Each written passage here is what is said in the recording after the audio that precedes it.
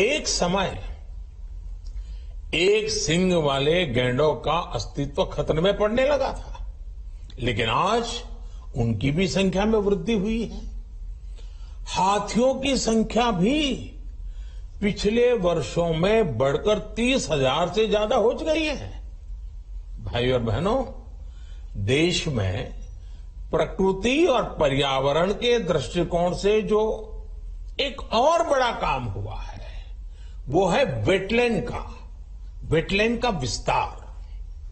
भारत ही नहीं, पूरी दुनिया में करोड़ों लोगों का जीवन और उनकी जरूरतें वेटलैंड इकोलॉजी पर निर्भर करती हैं। आज देश में 75 वेटलैंड्स को रामसर साइट्स के रूप में घोषित किया गया है, जिनमें 26 साइट्स पिछले 4 वर्षों में ही जोड़ी गई हैं। देश के इन प्रयासों का प्रभाव आने वाली सदियों तक दिखेगा और प्रगति के नए पथ प्रशस्त करेगा। साथियों, आज हमें वैश्विक समस्याओं को, समाधानों को और यहां तक कि अपने जीवन को भी होलिस्टिक वे में देखने की जरूरत है। इसलिए आज भारत ने विश्व के लिए लाइफ, LIFE, लाइफ यानी लाइफस्टाइल फॉर द एनवायरमेंट जैसा जीवन मंत्र दिया है। आज इंटरनेशनल सोलर अलायंस जैसे प्रयासों के द्वारा भारत दुनिया को एक मंच दे रहा है, एक दृष्टि दे रहा है। इन प्रयासों की सफलता दुनिया की दिशा और भविष्य तय करेगी। इसलिए आज समय है कि हम ग्लोबल चुनौतियों को दुनिया की नहीं, अपनी व्यक्तिगत चुनौती भी माने। हमारे जीवन में एक छोटा सा बदलाव पूरी पृथ्वी के भविष्य के लिए एक आधार बन सकता है। मुझे विश्वास है, भारत के प्रयास और परंपराएं इस दिशा में पूरी मानवता का पथ प्रदर्शन करेगी, बेहतर विश्व के सपने को ताकत देगी। इसी विश्वास के साथ आप सभी को इस मूल्यवान समय पर, ऐतिहासिक समय पर बहुत बहुत धन्यवाद देता हूं, बहुत बहुत बधाई देता हूं।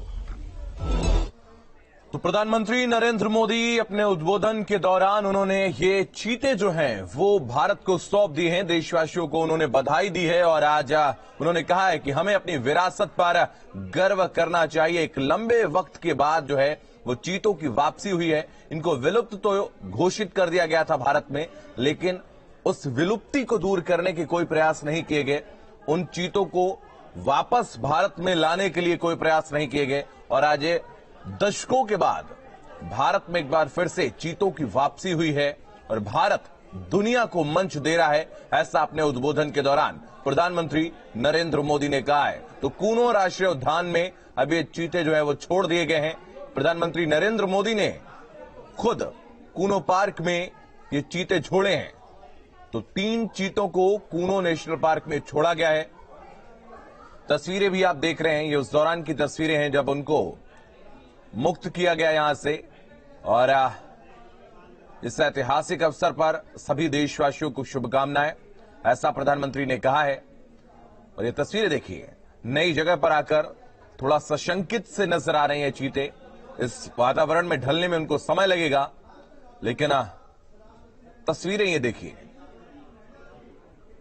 तो देश नई ऊर्जा के साथ चीतों के पुनर्वास के लिए जुड़ गया है और ये प्रयास निरंतर जारी रहेंगे। तो कूनो में चीतों को देखने के लिए हालांकि अभी लोगों को इंतजार करना होगा, जब तक वो पूरी तरीके से इस परिवेश में ढल नहीं जाते हैं। और चूंकि संक्रमण का खतरा भी रहता है, दूसरे देश से दूसरी जगह आए हैं और नामीबिया से इन चीतों को लाया गया है। नामीबिया की सरकार को प्रधानमंत्री ने धन्यवाद किया है। उन्होंने कहा है कि हमारा मित्र देश है नामीबिया और वहां से इन चीतों को लाया गया है। तो कूनो नेशनल पार्क में प्रधानमंत्री ने इन चीतों को वहां पर छोड़ा है। उनके साथ में मुख्यमंत्री शिवराज सिंह चौहान भी मौजूद रहे हैं। तो लगातार ये महा कवरेज न्यूज स्टेट पर आप देख रहे हैं और हर एक तस्वीर न्यूज स्टेट ने आपको दिखाई है। तो कूनो में अब इन चीतों को छोड़ दिया गया है और प्रधानमंत्री ने पहले कूनो अभ्यारण्य में इन चीतों को छोड़ा और उसके बाद उनकी तस्वीर भी खींचते नजर आए प्रधानमंत्री, और वो तस्वीरें भी हमने आपको दिखाई हैं।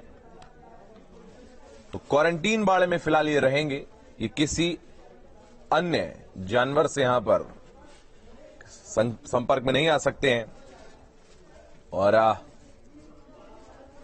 हेलीकॉप्टर से उनको कूनो पहुंचाया गया। चिनूक हेलीकॉप्टर से वो वहां पर पहुंचे हैं। लंबे वक्त के बाद भारत की धरती पर चीतों की वापसी हुई है। प्रधानमंत्री नरेंद्र मोदी ने सतत प्रयास किए और आज उनके जन्मदिन के अवसर पर ही इन चीतों को लाया गया है। तो 75 साल पहले कोरिया से ये चीते आए थे और उसके बाद एक बार फिर से ये